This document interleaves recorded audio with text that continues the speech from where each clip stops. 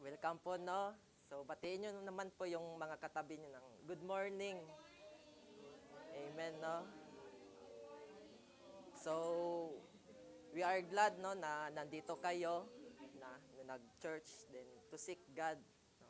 Our main purpose talaga. So, today, no, so, glory to God, no, na nakatayo ako dito ulit. So, praise God, no? So, today, so, sa message natin ngayon, so, our title, no, sa series po this month is Shining as Lights in the World. So, so sa akin po today is doing all things without murmuring and disputing. Amen, no? So sa mga previous lessons, mga previous Sundays, so natutunan natin, no, paano maging shine dito sa world, no? Shine as lights in the world. So, sino pa yung may naka-remember? So, una is work out our salvation with fear and trembling. Then, yung last Sunday, ano yun? Nakalimutan na. So, let God work in us both to will and to do for His good pleasure. Amen, no? So, before I start, so one question, na-apply na ba natin yon? Na reflect na ba na nagawa na ba natin yon yung mga natutunan natin or just head knowledge lang? So, I hope today, no, na it's a reminder naman ulit sa atin, no, na hindi hanggang head knowledge lang, but it's an with action ba? So, dito nga sa shining as lights in the world, doing all things without murmuring and disputing. So, no, si Paul, no, Apostle Paul, nagbigay siya ng instruction, essential instruction, no, necessary instruction. So, nakalagay sa Philippians 2 verse 14, chapter 2 verse 14. So, do all things without grumbling or disputing. So, sa Tagalog, no, para mas maintindihan, Philippos 2 verse 14. So, gawin ninyo ang lahat ng bagay na walang pagrereklamo at pagtatalo. So, para sa mga mga Bisaya, may Cebuano din. So, mga taga Philippos 2 verse 14, buhata ang tanang butang na walay pagbagulbol o panaglalis. No? Sabtan ba? No? So, I hope no na mas naintindihan natin yon sa pagbasa pa lang natin, no? So, this command may seem small, para siyang maliit lang, parang no, ilang words lang dito, no, do all things without grumbling or disputing. Pero there's a great danger ba if di din natin to magawa, no? So, spirit of complaining and arguing, no, ito yung nagpapadim ng light, no? Light of many believers, no? Na ano niyo ba na isa ba ko dito na or are we aware na yung ano ba yung mga complaint natin, no, na ito pala yung nagpapadim ng light natin, no, as believers, no? So sa Philippians 2:14, do all things without grumbling or disputing. So before I start, no, let's pray po muna. So let's pray. Our Father, our the Lord of all creations, thank you, Lord God, for this day, Lord. Thank you, Lord, for this time, Lord God, na makapinig kami ng word mo, Lord God. Give us a teachable heart, teachable spirit, Lord. Humble us none, Lord God. And help us, Lord God, na maintindihan ito, Lord God. And speak to us, Lord.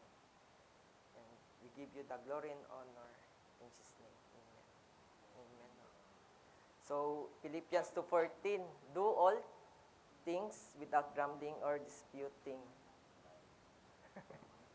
parang sa cathedral ako ah. So it doesn't just refer to spiritual or church duties, hindi lang ito naka-refer lang sa mga spiritual, no? Or church duties, yung mga Sunday service, mga Sunday, ay mga ano natin, midweek service, no? But dito nga, do all things, but every aspect of life. So kasama na nito ang work and daily responsibilities. Ano pa, relationships, family, friends, and colleagues, no? Relationship natin sa family, sa friends, and colleagues. So, isa din tong, kasali na tong service and ministry, no? Yung, dito na, ano yung all things no? Do without grumble. No? Isa na nga tong sa service and ministry, then isa din tong sa trials and difficulties, no? So, dito nga, si Paul nagsabi, no, calling na life-wide attitude, hindi siya, parang pangkalahatan ba? So, si God also expects us na to express His grace through us in our attitude and speech. Amen, no? So, all things, hindi nakafocus ito kung gaano kalaki or kaliit yung task, but on the heart posture. So, big things, katulad ng mga major life decisions, ano ba yon? Mga, saan ba ako magtrabaho, no? Pero, yun nga, yung response natin, no, dapat without grumbling. So, sa mga small things din, like household chores, no? Also be done without grumbling. Amen na. So, I remember, no, yung nasa ano pa ako, yung maliit pa ako ba, yung, because I am the youngest, after ng kainan, sabi ng mama, hugas. No?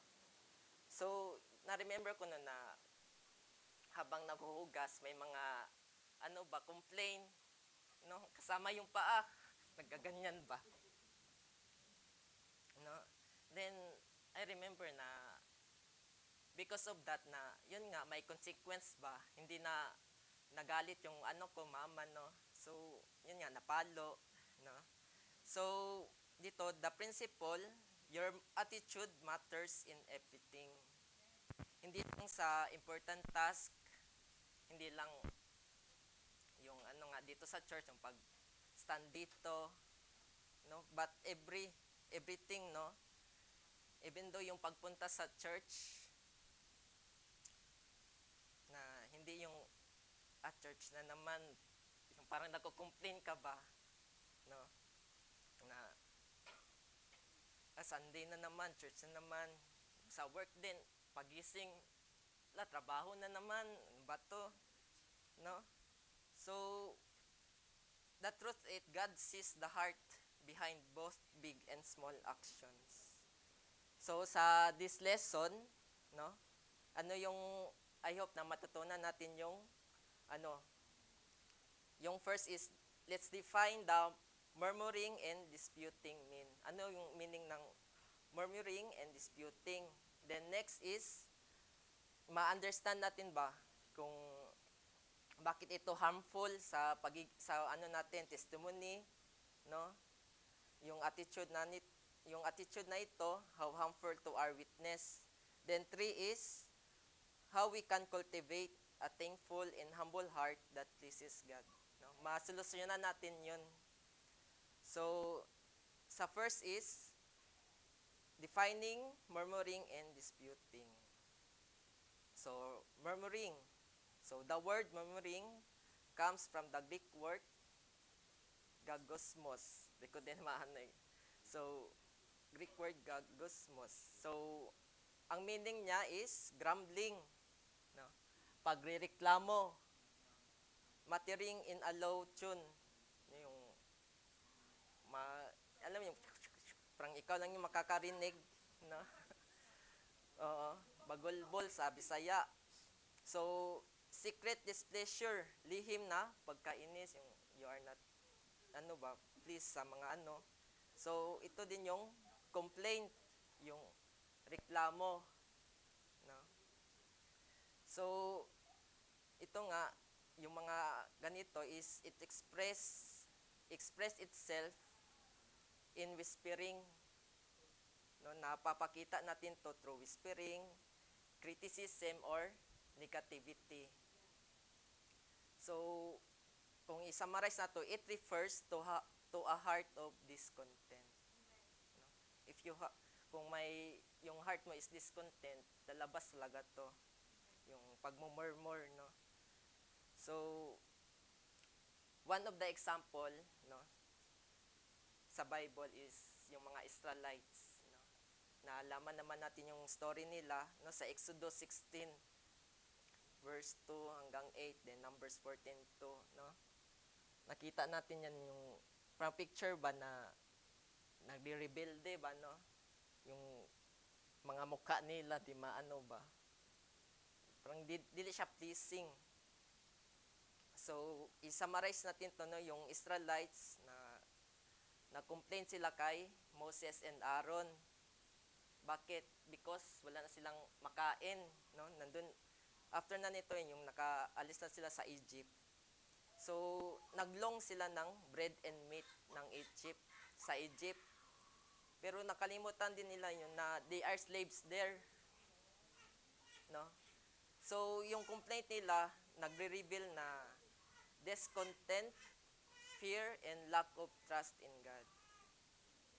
So, yung response ni God, no, hindi, not with anger, but with provision. Yun nga, yung binigay ni God, yung from heaven, yung tinatawag na manna, and provide meat in the evening. No? Tinitest ni God kung how people, no, whether the people will trust or obey Him daily. So, dito nga din, nasabi ni Moses na yung mga Israelites, hindi sila nagko-complain sa kanila, kay Moses or Aaron, but they really against God, no? Not the human leaders. No, ginamit lang naman yung leaders, 'di ba? So, yung is yung na-complain talaga yung mga Israelites sa kay God ba, no? So, sa mata ng Diyos, ang kanilang pagrereklamo ay isang pag-aalsa, hindi simpleng pagkadismaya. So, yun nga, yung murmuring begins in the heart, but spreads through the tongue, weakening faith and unity. Na, ko din yun yung sa small group namin na nag-uumpisa sa heart ba, no? Yung parang ginagawa mo na sa heart mo, sa isip, no? But, yun nga, is nakasala ka na doon kahit di pa lumabas sa bibig mo, nakasala ka na talaga, no? Yun nga, yung murmuring din, nagwi-weak siya ng faith and unity. So, sa disputing, let's define disputing. So, ang Greek word nito is dialogismos. Ang meaning is reasoning, debates, arguments, or doubting thoughts. Na ko sa mga YouTube, pag may mga debate, yung mga parang may tension, yung mga boses nila, nagtataasan, no? Akala nila na pag mataas yung boses, yan yung tama, no? Hindi pala nun, ganun. So, dito, para mas maintindihan natin yung disputing, natin kung ano ba yung disputing at ano ba yung hindi disputing. So, ang disputing is open conflict or argument rooted in selfishness of pride. Yung disputing din is seek to win rather than honor God. Yung mo lang is win, dapat ako yung tama, ako yung nasa top.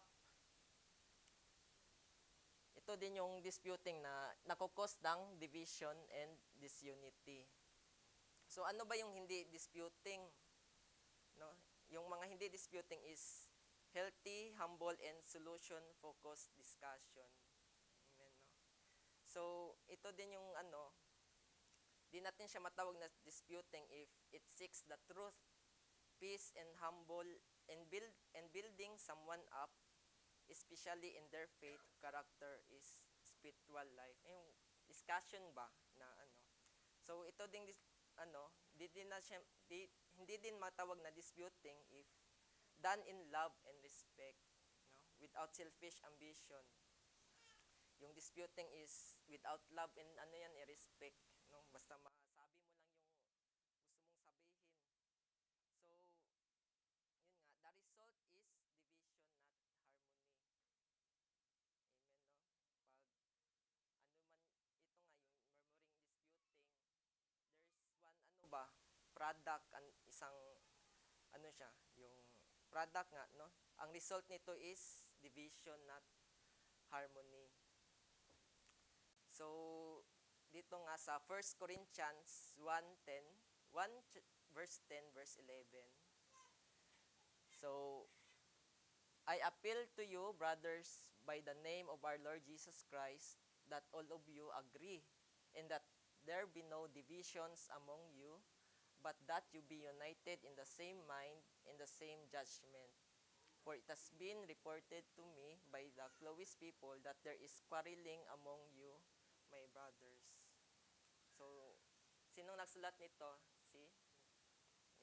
Si Apostle Paul. So, ito yung letter ni Paul sa mga Corinthians, no? Church in Corinthians na may may nag-report sa kanya, no, na rinig niya yung mga report, no? So, ito yung letter niya na sinasabihan niya yung Church of Corinthians na agree in thought and judgment, no? Avoid talaga yung divisions and quarrels, yung pag-aaway ba. So, yun nga, yung mga report ng quarreling na reach sa kanya, no, showing that their murmuring, pride, and disputes were harming the church. Akala natin na parang okay lang, no? Dapat maging aware din natin, aware tayo dito ba, no? May discerning tayo na, lalo na dito sa church, if may ganito na, no? If ganito, natin ba, sabihan natin personal ba muna. So, ito nga, so, alam naman natin dito sa Corinthians, yung nagka-division na sila, may nagsabi na yung I will follow Paul, no, I will follow Apollos, nag-divide na sila, no? But yun nga, appeal to Christ, not authority. Dapat because yun nga, yung reason natin is ma-please Christ, no? Dapat mag-unite, you know? So, Paul reminds them that unity is not just about human leaders, but about obedience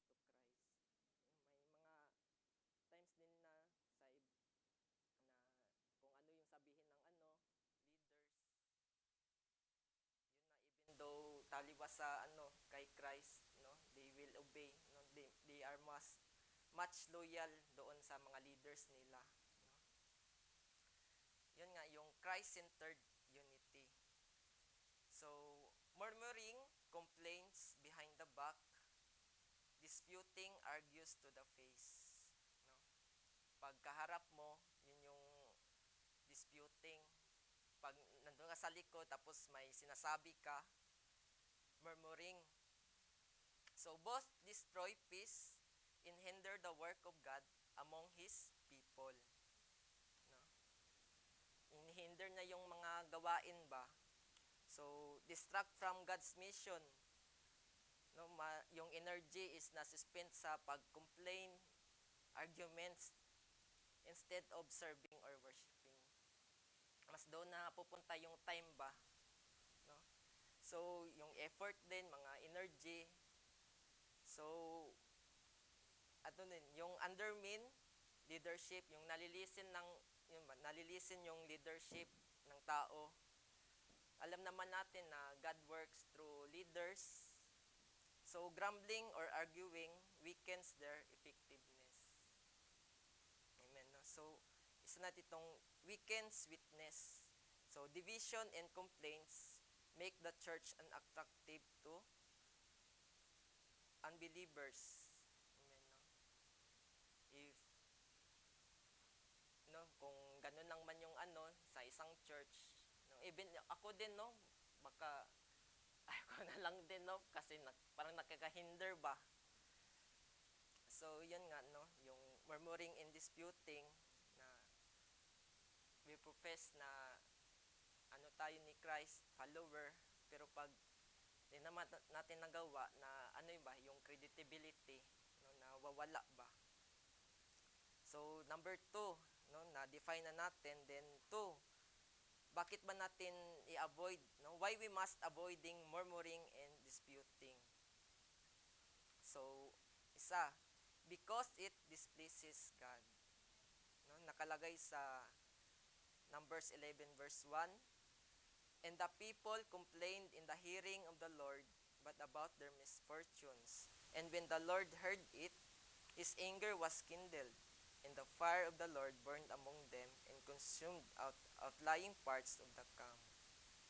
Ano yung, alam naman natin na God hates complaining. Amen, no? So, because, bakit? It reveals unbelief and lack of gratitude. No? So, yun nga, yung when we murmur, parang sinasabi natin na, God, I am not satisfied with what you are doing. When we murmur na, Lord, I'm not satisfied. Hindi mo alam yung tong para sa akin ba, no? So, yun nga, dapat iwasan natin to, no? So, dito din na si Paul nag-warns din sa Corinthians about Israel's failure. Sa 1 Corinthians verse 10, chapter 10 verse 10, nor grumble as some of them did and were destroyed by the destroyer. Dito nga si Paul, no, yung ginamit niya yung example ng mga Israelites, no, Israel in the wilderness.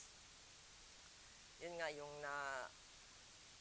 alam naman natin na experience ng mga Israelites ba yung power ni God, no, yung provision niya, manna, water, yung pag-save niya, no, sa kanila doon sa pagiging slave doon sa Egypt.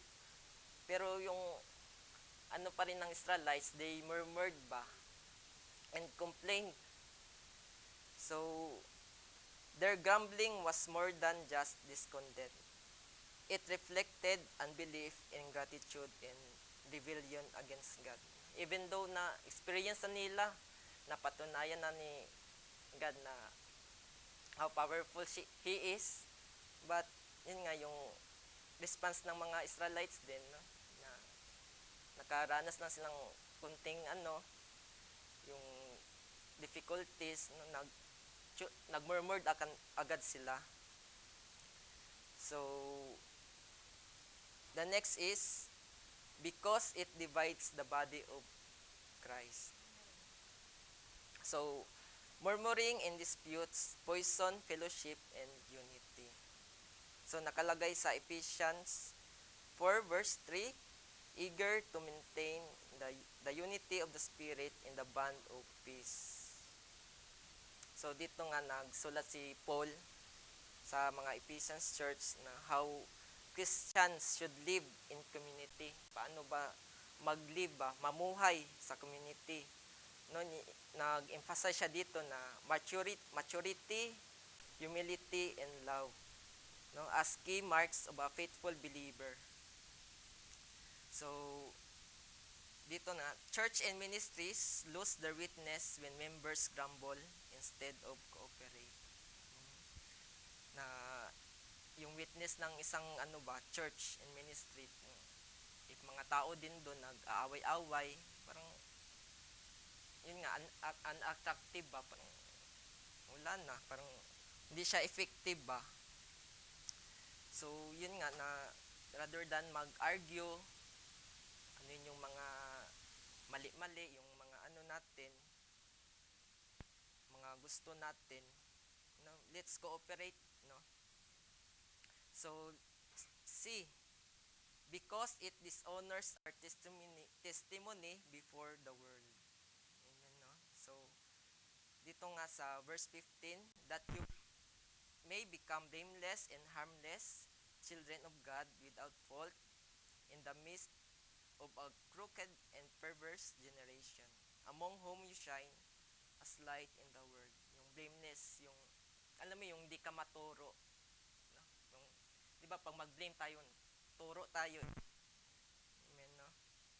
So, yun nga, na pag magawa natin yung di tayo mag-murmur, mag-disputing, no? We are blameless. It doesn't mean na we are perfect in thought or sinless in every action. Pero yung lifestyle natin and behavior do not give other a reason to accuse us. Amen, no? Even though sa ano din, sa lahat, sa the way we talk, sa mga social media, no? So, our words, attitudes, and actions reflect honesty, integrity, and Christ-like character. So, yun nga, yung maging harmless, no? So, being pure in intent and not corrupting or damaging other through words or action. So, pag-avoid ng disputes, gossip, or manipulation shows harmless because your presence does not injure relationships or the community. So, yung mga talaga, yung murmuring, parang it shows ba na yung mga negative ng isang isang tao or isang situation, di ba? So, a complaining Christian cannot be a shining Christian. No, ulitin ko. A complaining Christian cannot be a shining Christian. So, yun nga, yung sa daily life natin, no, if I will ask, no, yung mga friends, if as a Christian, nagla-like ba yung itong tao na to, no, ano kayong nila i-response na depende sa situation minsan, no, but hindi yun nakadepende sa situations, no? Dapat isa tong lifestyle ba na mag-light tayo as shining Christian, yung yun nga na dapat yung world, no, yung mga sa environment natin, friends, co-workers, mga family, no, makita yung joy and peace sa atin, hindi yung mga bitterness, yung mga argument, no. So, our affection affects other testimony, no? Our actions affects others testimony. So, itong ding our behavior influence others view of God. Kung kung palati ka nag murmur, nag-complain, no, parang di makikita yung si Jesus sa iyong buhay, no? Even small acts, even maliit lang yan, na even though kunting pag-murmur or complain, no? Small acts of selfishness, anger, or complaints, no? Yung results na dinidim niya yung pagiging light natin dito, no? Lalo na yung God's light in the world, no? So, our silence from complaint is itself a bright testimony of faith and contentment. So, yun nga, we should avoid na yung complaining, murmuring, even in difficult circumstances. Just like sa Israelites, mga Israelites na lang ng difficult circumstances. Sige, agad, complain. But, yun nga, dapat we show that our trust in God, trust natin ba, yung faith natin sa Kanya, rather than in people or situations, hindi nakabase sa tao, sa situation, but yung trust natin sa Panginoon. So, yun nga, nanonotice ng iba, yung difference between a grumbling heart and a trusting heart. So, yun nga, your calm and grateful attitudes points to God's goodness. So, yun nga, na define na natin, then, yung, bakit natin dapat i-avoid. So,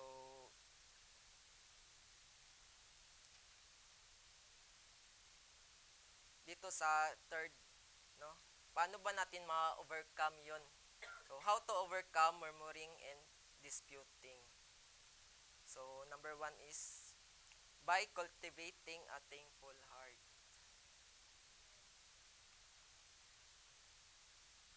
So, ang opposite ng murmuring is gratitude. Na ko yung isang kanta, yung isang hymnas man na count your blessings one by one. So, gratitude is the opposite of murmuring. So si Apostle Paul sa 1 Thessalonians 5 verse 18, give thanks in all circumstances, for this is the will of God in Christ Jesus for you. So, yun nga, yung lifestyle of gratitude. No? May lifestyle ba tayo ng gratitude? No? So, not just a polite response when things go well. Pag, yan naman yung tao, no? Pag may magagandang nangyari, doon lang magpasalamat.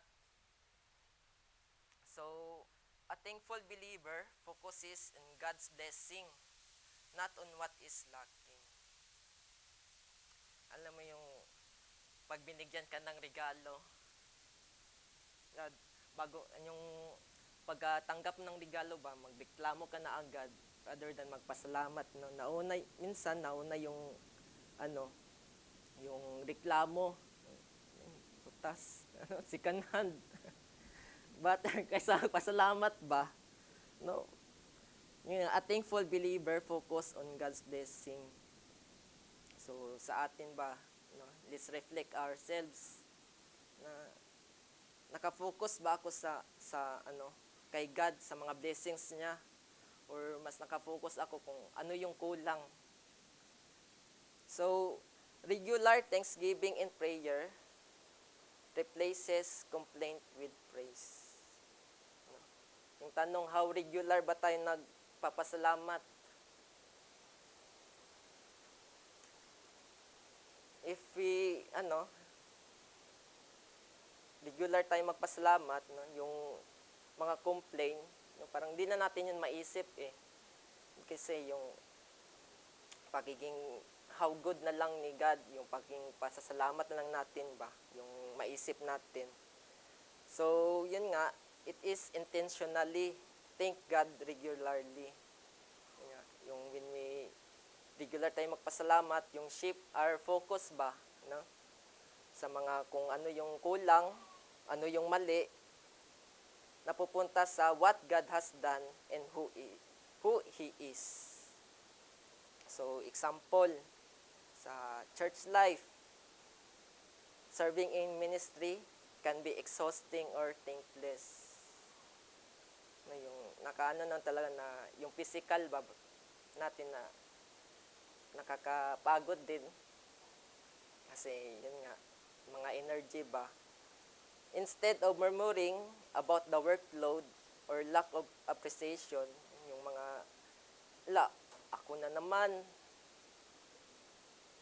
it's my turn na naman, yung mga ganun ba. So, instead of murmuring, what if na ibahin natin nyo, let's pray na, thank you Lord for using me to serve others and to build your kingdom. So, isa din sa personal life, no? Sa, feeling natin na frustrated sa personal struggle, health, finances, mga emotions, relationships, no? Instead na complaining na bakit ito nangyayari, let's pray with thanksgiving na, Lord, thank you for sustaining me, giving me strength, and being with me through this trial.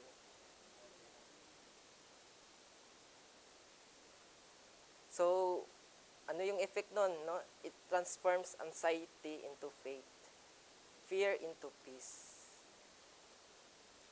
So, by learning contentment, no, Paul himself learned contentment in every situation. No? Alam naman natin nung napagdaanan ni Paul, no, napunta siya sa prison, no, yung mga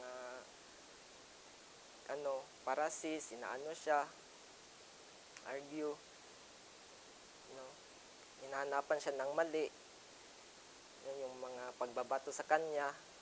So, sa Philippians 4, verse 11 and 12, wala na yung pagka-saya ko. So, Philippians 4:11, verse 12.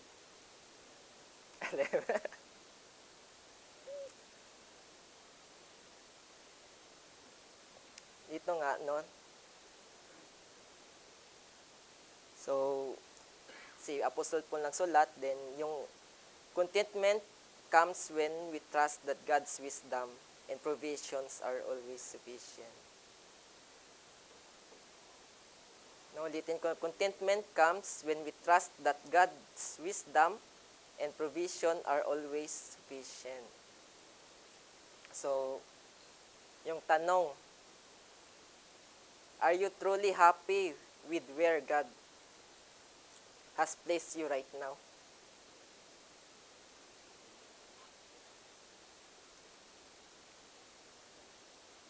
Do you find joy in your current circumstances?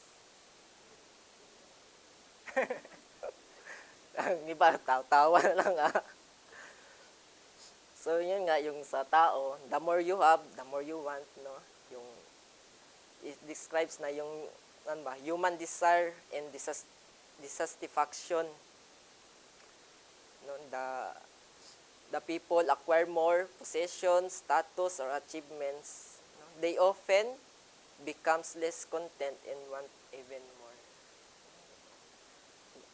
Gusto ko pa. No? So, yun nga, ano yung pinapakita nun? It reflects a heart that is never satisfied. Parang, non-ending kasi yun eh. Kasi, yun nga, gusto mo pa, the more, the more. So, focusing on material gain rather than spiritual fulfillment. We know na material is, hindi na siya talaga nakasatisfied ba. Temporary, maybe, but, in the long run, never talaga. So, ito din sa C, by keeping a humble spirit. So, pride often fuels disputes. Nakalagay sa Proverbs 13, verse 10. So, through overconfidence comes nothing but strife, but wisdom is with those who receive counsel. So, sa ibang version, pride often fuels disputes. So, yun nga, yung pride, no? Kala mo na, yun yung nakakaano talaga ba ng kasalanan, yung pride ba na, ako, no? Mas alam ko lahat. Hindi, parang, di mo ina-acknowledge din yung alam ng iba, yung mas ina-acknowledge mo yung alam mo. So, but in the truth is, may something yung isang tao na mas ahead sa'yo ba? No? So, when we think we know better than others, ano yung result? We easily complain and argue. No? Kasi, di na siya validate yung mga sinasabi niya, parang, Mali yan. Ito yung tama. So, yun nga, yung ano mo din is just to win ba? No? So, humility, yun nga. Yung humility reminds us that serving together in peace glorifies God far more than proving we are right. Mas na glorify yung ano ba? Na glorify si God na mag-serve tayo together rather than ano ba, yung tama ako, no? Tama ka nga pero yung mga paligid mo, sa mga friends mo, wala na broke na yung mga relationships, parang hindi nang gusto ano ba, mag-work together, no? So, sa D, by walking in the Spirit. So, walking, no, continuous act ba, no, ing, no? So, the fruit of the Spirit, no, sa Galatians 5:22 verse hanggang 23. But the fruit of the Spirit is love, joy, peace, patience, kindness, goodness, faithfulness, gentleness, self-control. Against such things there is law. So, yun nga, yung walking sa lifestyle ba. So, walking in the Spirit means living a life guided, empowered, and directed by the Holy Spirit. Let's reflect ourselves kung nagwo-walk pa ba ako in spirit or walking in in emotions or flesh, no?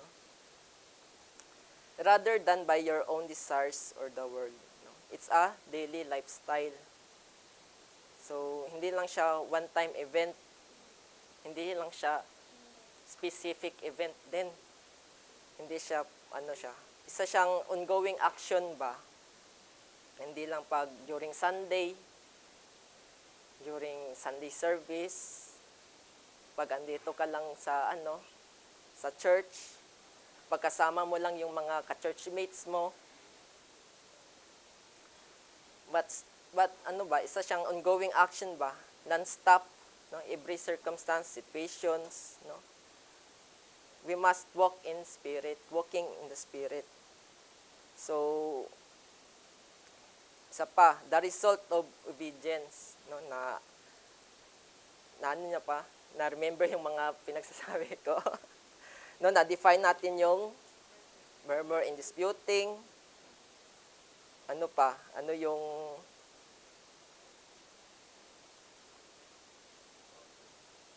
yun avoid. Bakit natin i-avoid? Ano pa? Amen, no? How to overcome. So, when we overcome ng murmuring and disputing, ano yung next result, di ba? So,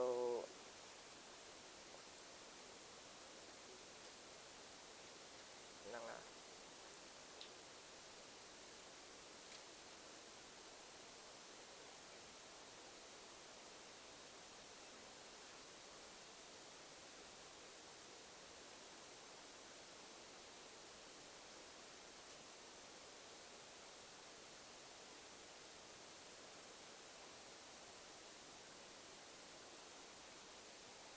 Ito, the result of obedience. When we do all things without murmuring and disputing. So, A, we become blameless and pure before God. No? Yung blameless, yung hindi ka matuturo ba? So, we become blameless and pure before God. So, sa Philippians 2 verse 15, that you may be blameless and innocent, children of God without blemish in the midst of a crooked and twisted generation, among whom you shine as lights in the world. Yung when we avoid yung disputing, murmuring, yung result talaga is yung magiging light talaga tayo dito sa world, no? Makikita yung God's light ba sa atin. So, dito nga, our conduct reflects integrity and Christ-like character. We live in a way that does not give anyone reason to accuse us. Amen, no? So isa pa, sabi, we show the world that we are truly children of God. When we avoid yung mga disputing, murmuring, na mapakita natin ba sa paligid, sa world na we are truly totoo na anak tayo ng Panginoon, no? Sa actions natin, attitudes, at sa speech, no, it reflects na our identity in Christ. No, when we live na humbly, walang pagmurmur or disputing, others see evidence of God's work in our lives. Na isip ko din yung alam natin si Chris Aquino, 'di ba, yung anak niya si Baby James.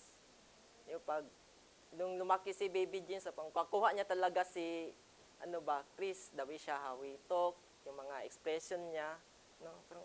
There's no doubt na anak niya talaga 'yon, no? Same sa atin na yun nga na we must imitate Christ, no? And truly na makikita ng iba na we are truly children of God. So, we shine as lights in the midst of darkness. So, one of the best example, top number 1 ba? So, si Jesus, ano yung ni Jesus na daanan, rejection, suffering, and the cross without murmuring. Yun nga, he remained humble, obedient, and silent before his accusers. Sa 1 Peter 2, verse 23, when we were reviled, he did not revile in return. When he suffered, he did not threaten, but continued entrusting himself to him who judges justly. Yung, kung naka-attend kayo sa Bible study, na natin yung ginawa kay Jesus, but hindi siya hindi siya nag-fight back. So, when we follow his example, we reflect his light. The power of a joyful, content, cooperative church is a powerful witness in a complaining world. I hope na mag-umpisa dito ba sa church.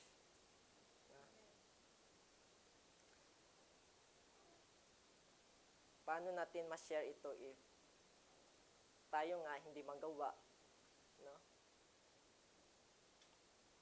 But yung is sa sarili talaga, self muna, no, mag-start ito. So, it's a discipline ba? So, it's a lifestyle. So, in conclusion, so, God's call us not only to serve, but to serve with the right attitude. Amen na. Alam mo yung, you can serve nga, but deep inside, you are murmuring, disputing. No? You can do the right thing, but yung heart mo is not right. So, the believer who chooses gratitude over grumbling, peace over pride, and cooperation over conflict will truly shine as a light in the world. Amen, no? So, yun nga, no? If we want na maging shine dito sa world, no? Shine as a light in the world. Today, no, na let's be aware, let's reflect na natutunan natin na yung argument, no? Mas isipin natin yung unity kaysa sa to prove na I am right. Let's yung being humble ba, no? So nga sa Philippians 2 verse 14-15, do all things without complaining and disputing, that you may become blameless and harmless children of God without fault. Sa pagtatapos, I will leave one question. So, are you shining by your words and attitude? Or are you dimming your light through complaint and argument? I hope na ma-reflect ito sa sarili natin. Saan ba ako dito?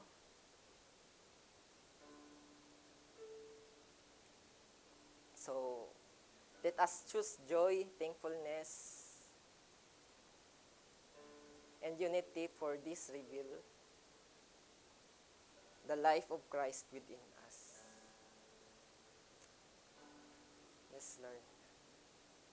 So, let's pray. Our Father, the Lord of all creations,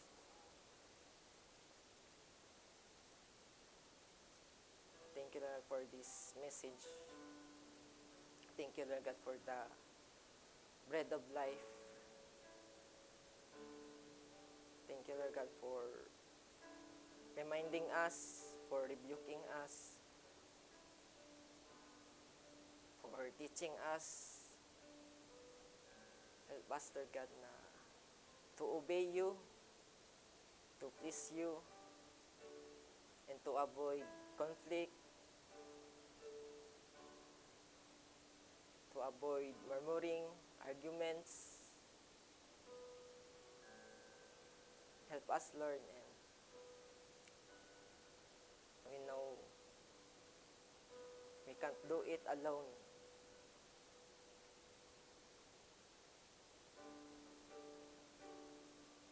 There are times na gusto naming mag-complain, but help us, Lord, remind us, and help us, Lord God, to obey you. And we give you the glory and honor in Jesus' name. Amen.